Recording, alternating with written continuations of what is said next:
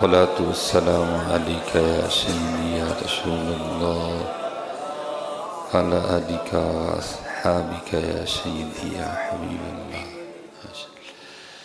ماشاء اللہ جی، رمضان المبارک ہے اور پہلا جمعۃ المبارک ہے، اور اللہ کا شکر ہے، اللہ کا فضل ہے کہ یہ مبارک گھڑیاں اللہ کے گھر میں بیٹھ کر گزارنے کی سعادت حاصل ہو رہی ہے. اللہ کی بارگاہ میں دعا گوں کہ اللہ ہم سب کی یہ حاضری اپنی بارگاہ میں قبول و منظور فرمائے. اللہ حلال پیسوں سے بار بار ہمیں مسافر مکہ و مدینہ بنائے، بار بار ذوق و شوق اور ادب والی حاضری نصیب فرمائے. اور ہمیشہ یہ بات یاد رکھیے گا، کوئی پیسوں سے نہیں جاتا، وہی جاتا ہے جس پہ اللہ فضل کر دیتے ہیں. نہ کبھی پیسے کا مان کرنا کہ جی میرے کو پیسے نہیں تو میں فٹ نہیں.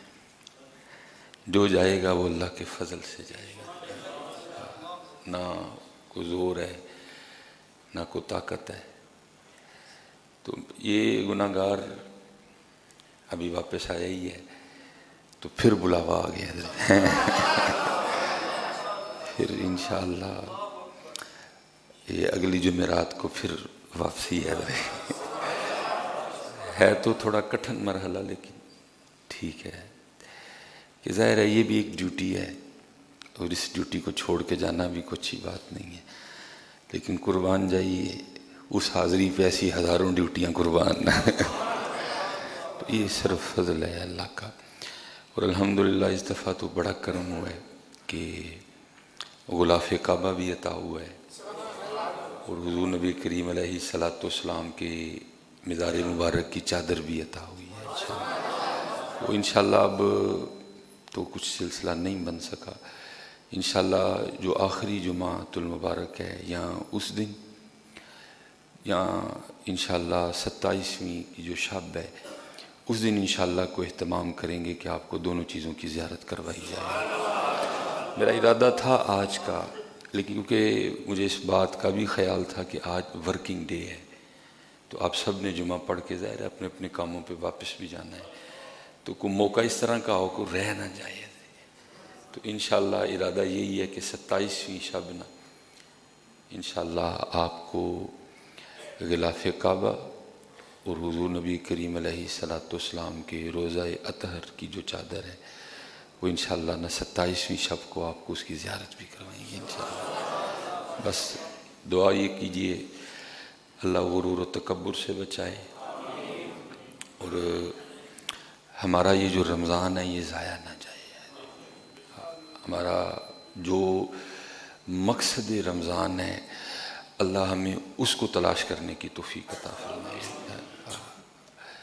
یہ نہ ہو کہ حضرت جب 30 روزے ختم ہوں تو ہمارے پاس سحری اور افطاری کے علاوہ کچھ بھی نہ ہو. حضرت نہیں، جو مقصد رمضان ہے آپ اس کو تلاش کریں حضرت. اور رمضان کا جو مقصد ہے وہ یہی ہے کہ ہمارا اللہ ہم سے راضی ہو جائے. رمضان آیا ہی اس لیے حضرت جی، جو 11 ماہ میں ہم نے وعدے کاٹے کیے ہیں نا یہ ان کو کلیئر کرنے آیا ہے.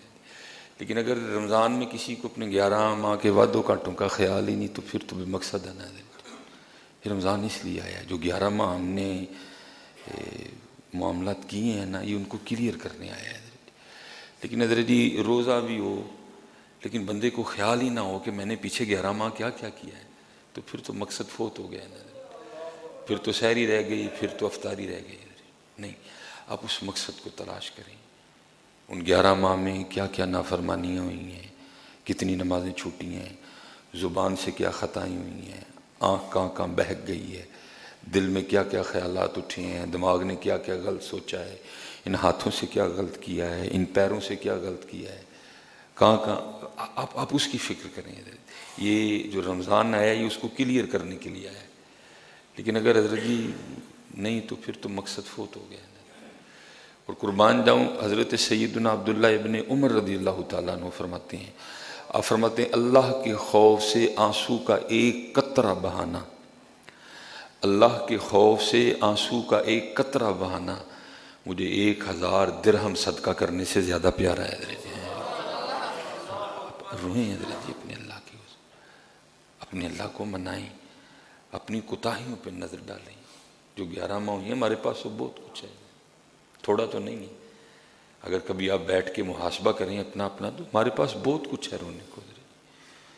ہمارے پاس تھوڑا نہیں ہے. اللہ قرآن میں اللہ کہتے ہیں پتھر بھی میرے خوف سے روتے ہیں.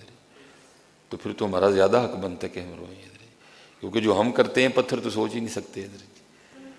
جو ہم نے کیا پتھر تو کر ہی نہیں سکتے. جو معاملات ہم سے ہوئے ہیں